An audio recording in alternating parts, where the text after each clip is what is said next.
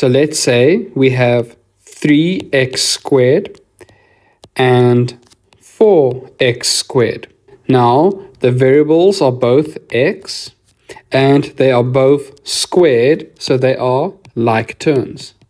Okay, let's look at another example. Let's say 2x squared y to the power of 3 and 5x squared y to the power of 3.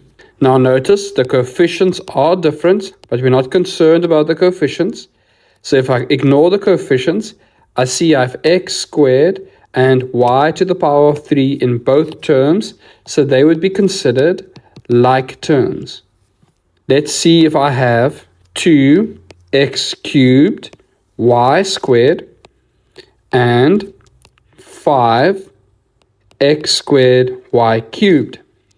Now the variables are both x and y, and it appears to be like terms because the exponents are also the same, 2 and 3. But let's look carefully. You can see that the exponent of x is 3 in the first term and the exponent of x is 2 in the second term. So these exponents are not the same, and the exponents of y squared in the first term and y is to the power 3 in the second term. So even though they have the same exponent values, the variable exponent values are not the same, and therefore these terms would be considered unlike terms.